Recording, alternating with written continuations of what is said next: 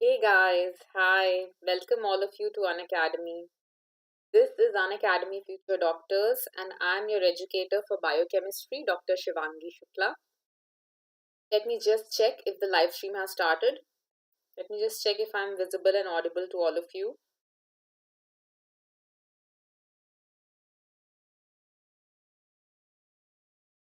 Okay, great.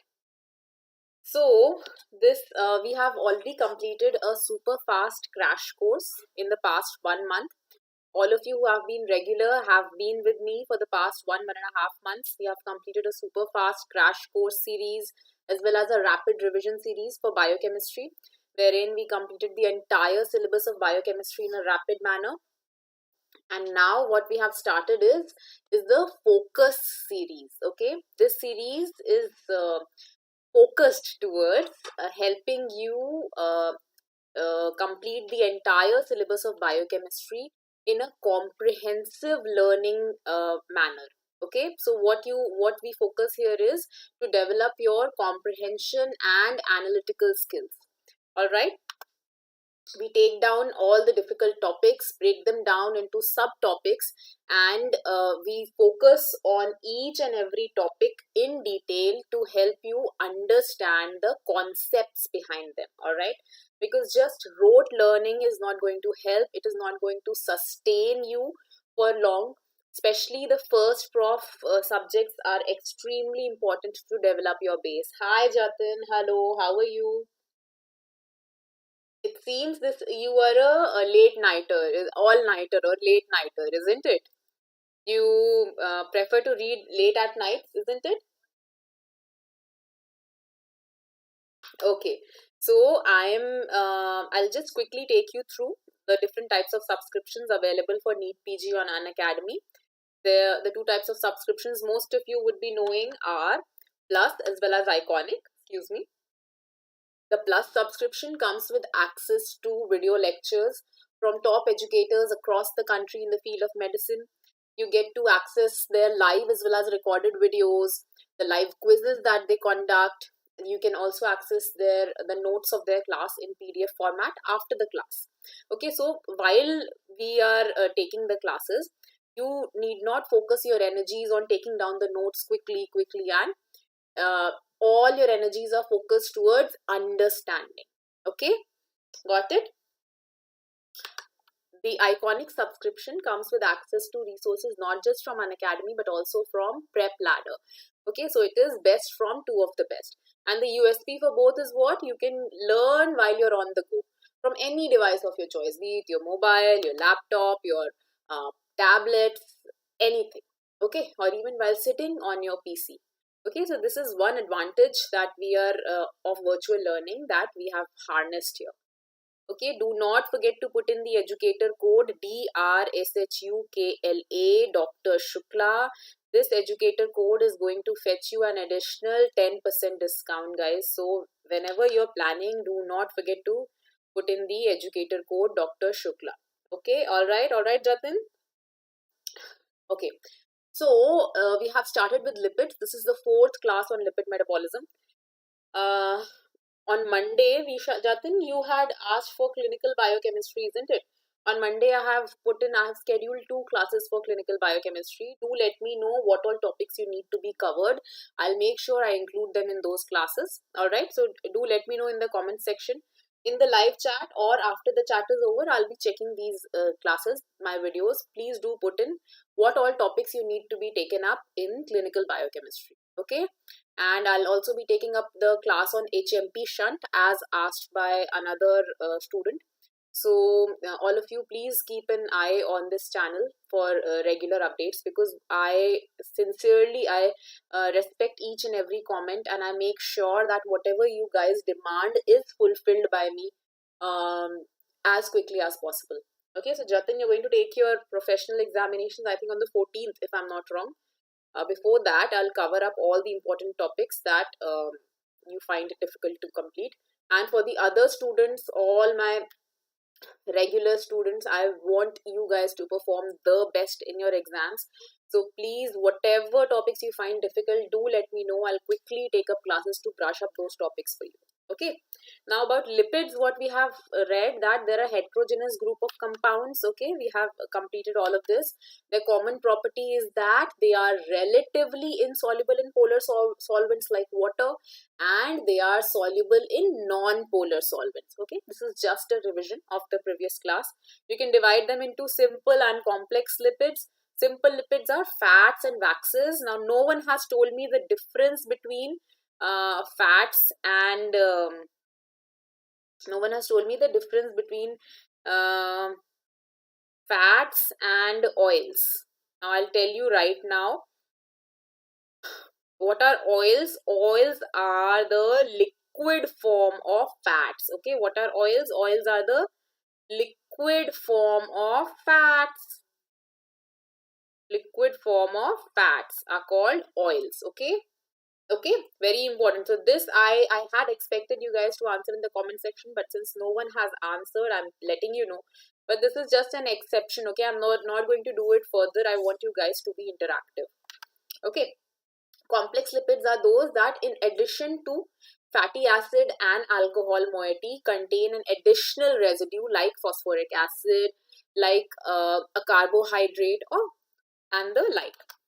Okay, fatty acids can either be free, that are unesterified in the plasma, though they are not essentially free because they are bound to plasma proteins like albumin. Okay, and esterified, like they can be in the form of fats. Esterified in the form of fats. Okay, saturated fatty acids containing no double bonds, unsaturated fatty acids containing one or more double bonds. All this we have read about lipids. Okay, amphipathic lipids, and then we have read about cholesterol synthesis as well. One very important thing that I'm going to reiterate here is about antioxidants. Okay, antioxidants are those that neutralize or that reduce what? Free radicals.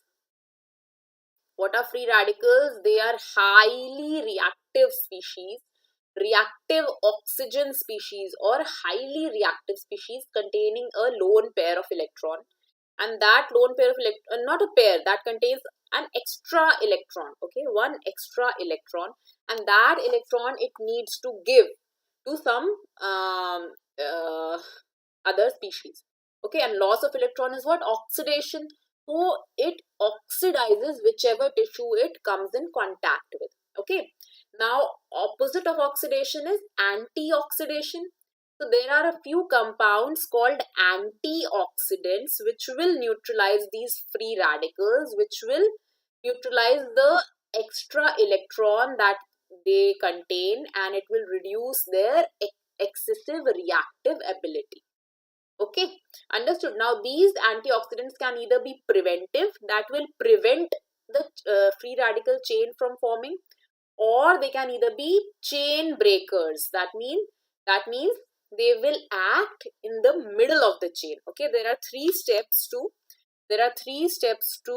free radical formation, that are chain initiation, chain propagation, and chain termination. So the antioxidants that prevent free radical formation at the pre-initiation stage are which ones? Catalase and glutathione peroxidase. And those that break this propagative step, are superoxide dismutase, vitamin E, vitamin A, vitamin C. Okay, we'll see later on when we are reading about peroxisomes, we'll see how these antioxidants work. Okay, now first of all, let us start with beta oxidation of fatty acids here. All of you following? Okay. Now, beta oxidation of fatty acids is metabolism of fatty acids. Why will fatty acids be metabolized? They will be metabolized to produce ATP, to produce energy, just like glucose is metabolized to produce ATP, just like amino acids are metabolized during gluconeogenesis to produce glucose. Okay, during starvation, prolonged starvation. Similarly, when there is prolonged starvation, after all the glucose, glycogen, all of them have been exhausted, then the body will go and recruit the fatty acids. Okay, the fatty acids will be oxidized and produce a lot of NADPH2, a lot of FADH2 molecules, which will then go on to enter the electron transport chain and to release ATP. Okay, following all of you? Now, as I have discussed, we should know in which site any metabolic activity is occurring. Where was cholesterol synthesis taking place? Extra mitochondrially, isn't it? Extra mitochondrial tissues. Where? In the membranes of the endoplasmic reticulum. Extra mitochondrially means outside the mitochondria. Cholesterol synthesis is taking place outside the mitochondria. Okay. Now, where was glycolysis taking place? In the cytosol. Okay. All these things are very important. Now, where is beta oxidation of fatty acids taking place? In the mitochondria. Always remember. There is also an anorganelle where beta oxidation of fatty acids also takes place, and that is the peroxisomes. It also takes place inside the peroxisomes, but it is a special case which we'll read about later on. Okay. Now, normally for the beta oxidation of fatty acids takes place in the mitochondria for majority of the fatty acids. What are the steps? The first step is the activation of fatty acids. Okay. Now, where have you heard of activation before? Somewhere else also we have read about the first step being activation of a molecule. Where is it? Let me know. Activation of a molecule somewhere. Where is it? Let me know in the chat section. I want you guys to juggle your heads. Come on, come on. You should exercise your gray cells. Tell me. Where does activation of a molecule take place as the first step? It is not, it is something related to nucleic acids. I have given you a clue. Try and recall.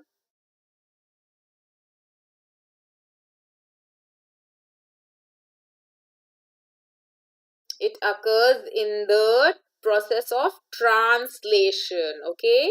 It occurs in the process of translation where the activation of the tRNA adapter molecule is the first step.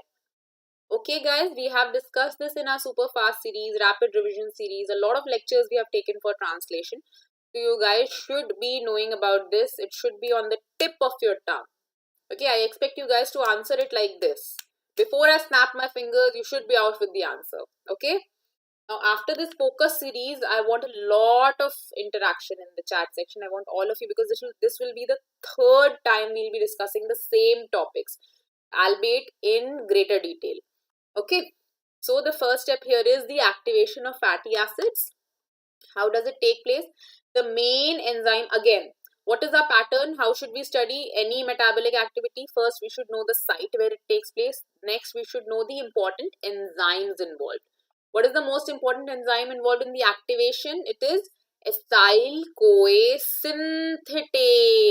Now, synthetase means it involves ATP, isn't it? Had it been synthase, there would be no ATP involved. This is the difference between synthase and synthetase. Okay. Now, this is acyl-CoA synthetase. That means it will synthesize acyl-CoA from what is FFA?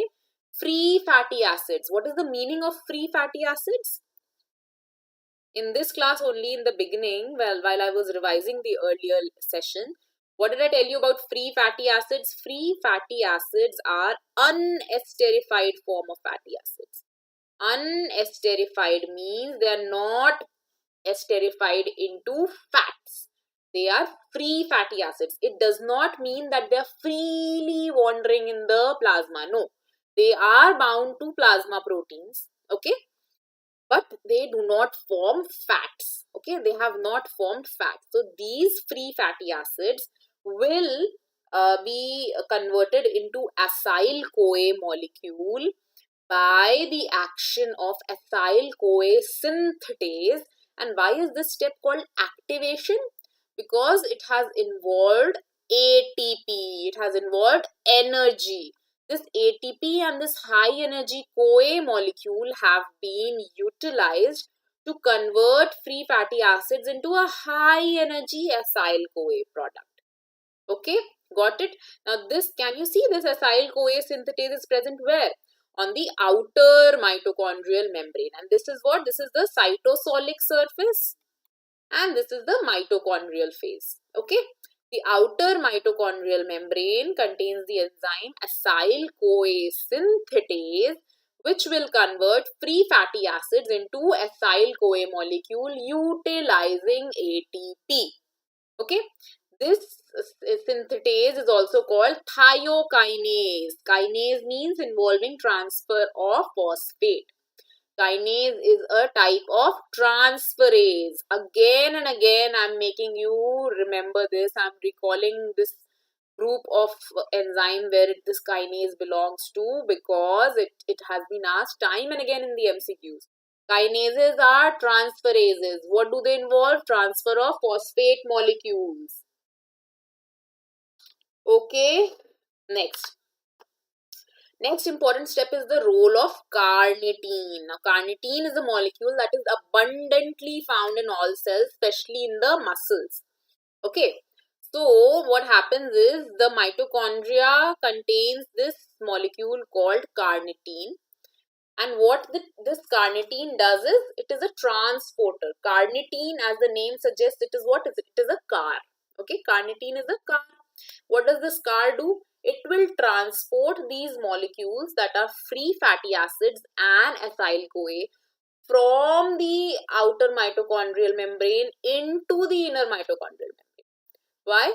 Because free fatty acids and acyl-CoA, both of them cannot penetrate the inner mitochondrial membrane. Okay, they are present outside. So the maximum that they can penetrate is the outer mitochondrial membrane. After that, they are stuck. They are stuck in between the two membranes of the mitochondria. Mitochondria is a double membrane organelle. So the outer mitochondrial membrane is very easygoing. The outer mitochondrial membrane is easygoing. It will allow free fatty acids and acyl-CoA to it will allow them to pass through it. Alright. Okay. But the inner mitochondrial membrane is extremely fussy. What it does is, it does not allow them to pass through it. Now, beta oxidation has to take place inside the mitochondria.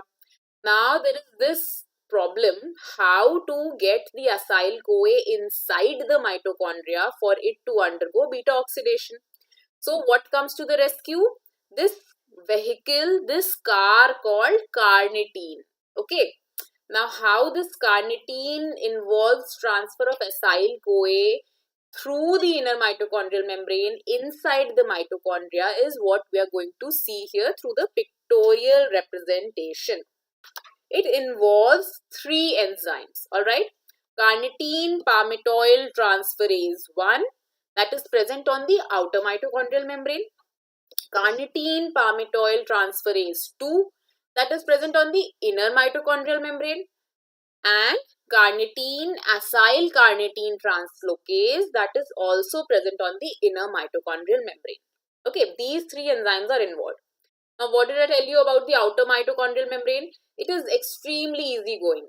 So, the enzyme that is present on the outer mitochondrial membrane is also very easygoing. Now, the CPT1, that is carnitine palmitoyl transferase 1, being very easygoing, what does it do? The acyl-CoA that has easily passed through the outer mitochondrial membrane, what will it do? This CPT1 will lend its car. What is this car? Carnitine. Okay, the CPT1 is lending this car that I'm going to draw here. Okay, this car called carnitine has been lent by CPT1 to the passenger acyl-CoA. Okay. Now this acyl-CoA will hop onto it, and what will it form? Acyl-carnitine. Okay. This acyl-CoA will form acyl-carnitine is what? Acyl-CoA has hopped onto the car that is lent by the CPT1. Why? Because CPT1 is very easygoing. It is saying, लो भाई ले ले, मेरी car ले ले, मेरी car में बैठ करके आप ट्रांसफर कर लीजिए नीचे. Because you cannot go, because you don't have any car. So you can hop onto my car and please go and cross this membrane. Now what happens is, it is very easily crossing it through this membrane. Okay. The carnitine acyl translocase will help acyl carnitine get inside. Now once it has entered it has crossed the inner mitochondrial membrane, this acyl carnitine that has hopped onto the car, this CPT1 ka brother, that is CPT2. What did I tell you about inner mitochondrial membrane? It is extremely fussy and selfish. So the enzyme that is present on the inner mitochondrial membrane, that is CPT2, will also be similarly fussy and selfish. This CPT2 is very selfish. Okay, it is very nagging. What it does is it will say, why has this acyl carnitine taken our car? No, I want to please come out, hop off my car, and I will send back my car into my garage. What is the garage? The intermembranal space. So what it does is it will release acyl CoA from acyl carnitine. This carnitine will be freed and it will go back into the garage. Got it? So this translocase will transfer acyl CoA inside and the freed carnitine outside. The CPT1 is lending its car, and this acyl CoA is hopping onto the car and getting inside, and this CPT2 is telling, okay, tata, bye-bye, leave my car, you have utilized the car enough, now you go and you do whatever you want to. I am transferring my car back to my garage. Okay, now again this CPT1 is going to be philanthropic, it is going to give the car, and again this CPT2 is going to take back its car. So this is how it is going. But this acyl carnitine has done its job. Acyl carnitine is very happy कि चलो मेरा तो काम हो गया. Now I have entered inside the mitochondria, and what will I do? It doesn't matter whether CPT1, CPT2 fight among themselves. Now I will go and do beta oxidation. Understood? Okay. So these two steps of beta oxidation you have understood. The first step was the activation that involved the enzyme acyl CoA synthetase.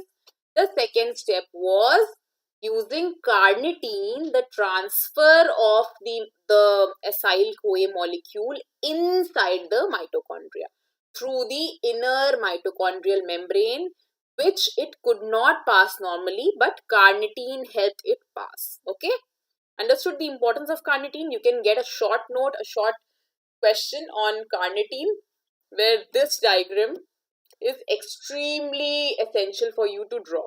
Okay, just take a look at this diagram. Once you draw this in your notebook, it will be very clear to you. It will be very easy for you to repeat, to reciprocate in your exams. Okay. Next. So what is the essential step in the what is the crux of beta oxidation? Beta oxidation involves successive cleavage of fatty acids into two carbon compounds. So what is the final product of beta oxidation? It is acetyl CoA. How many carbons does acetyl CoA contain? 2 carbons. Okay. So what happens is this long chain, this fatty acid compound is broken down into two carbon containing acetyl CoA molecules like this. Now you would be wondering, I hope you have been wondering since the start of this class, as to why am I referring to it as beta oxidation? What is the significance of this beta? I hope this question has been raised inside your mind, because I want you guys to be inquisitive, to be very, very inquisitive, and each and every doubt I want you guys to post so that I clear it. Okay, why beta oxidation? Can any of you tell me what is the significance of the term beta here? Beta, alpha, all these are related to the carbon in the chain. So here what happens is the successive cleavage of fatty acid molecules takes place between the alpha carbon and the beta carbon. Okay, the alpha carbon and the beta carbon, it is broken like this. Alpha carbon is the second carbon and the beta carbon is the third carbon. Okay, now it is broken down. Now this one will be the second, now this one will be the second, and this one will be the third. It will again be broken down like this. Okay, so between the alpha and the beta carbon, the chain is broken down to release 2,2 carbon containing fatty acid, acetyl CoA. 2,2 carbon containing acetyl CoA. Understood? Now this is what is the significance of the term beta. Okay, let me just check if there are any doubts and then we can continue.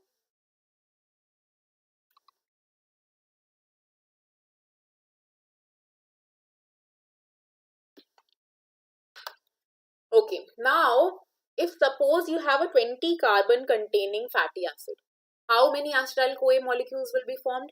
Acetyl CoA molecules contain 2 carbons.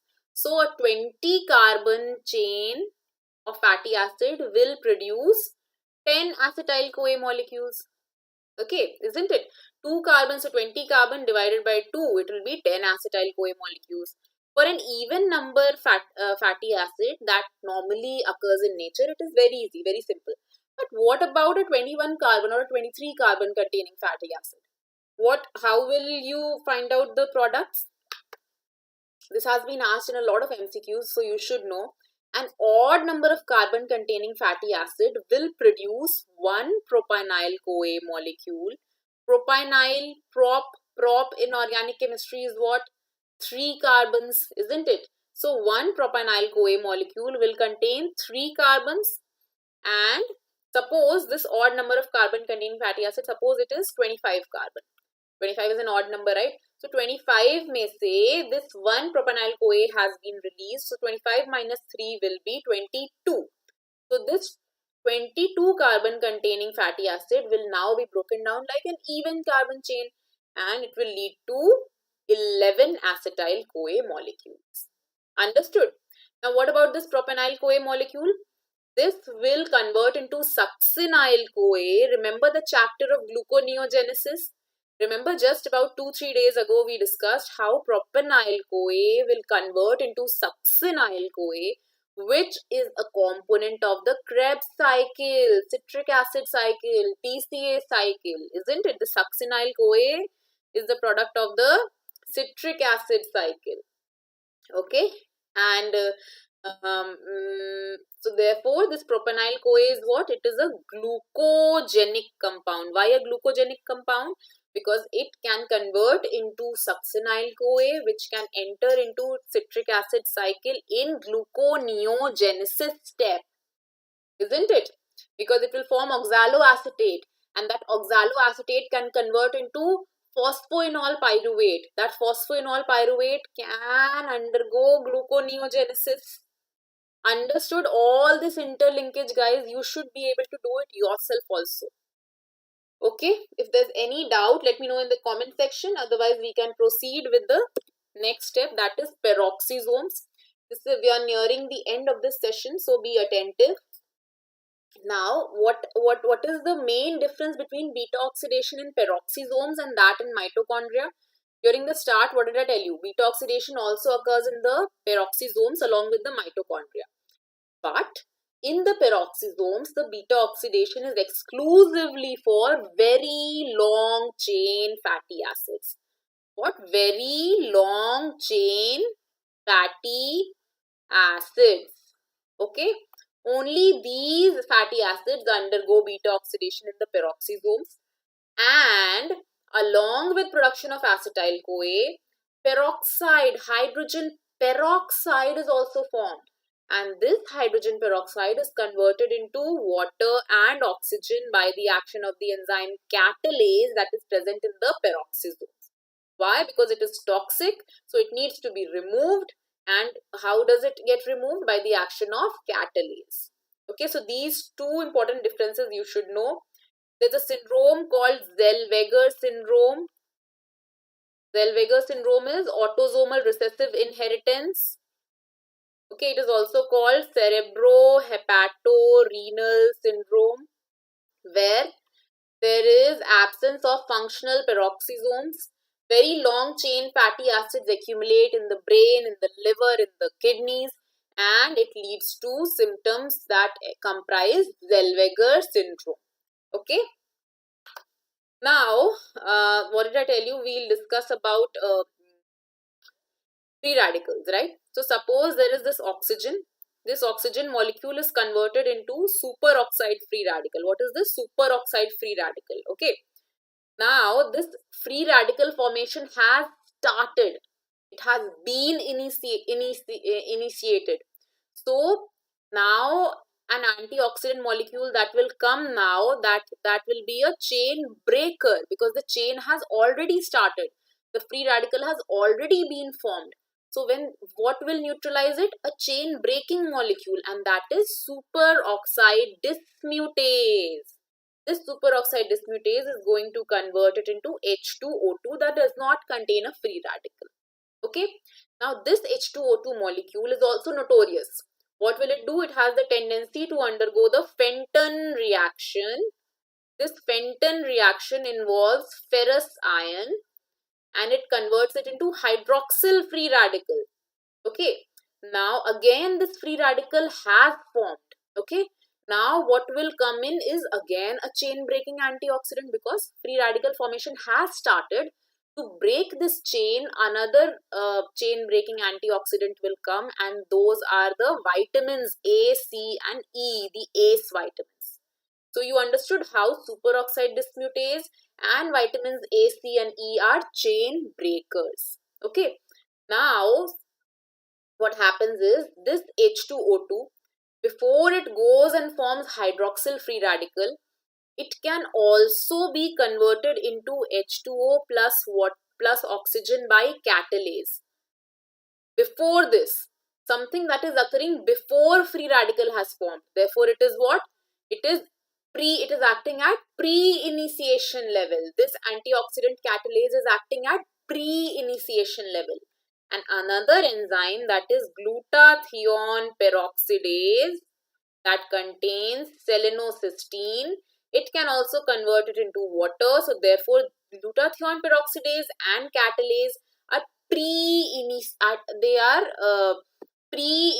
antioxidants that act at pre-initiation level, whereas superoxide dismutase and vitamins A, C and E are chain breakers, because they act when free radicals have already been formed. Whereas catalase and glutathione peroxidase prevent the formation of free radical, therefore they act as pre-initiation level. Understood this? Now I hope you guys have understood. We'll conclude right now. I hope this session has been interesting for you guys. We'll meet now on Monday in the next session, which will be published, so you'll get the notification. And so do keep on revising, guys, because we are going to go back a lot. We're going to refer to the previous classes a lot, so you guys should keep up and keep on revising, keep on writing, keep on making notes and making diagrams.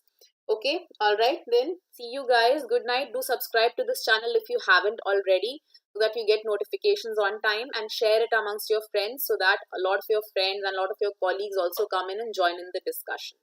Okay, bye bye guys. Thank you.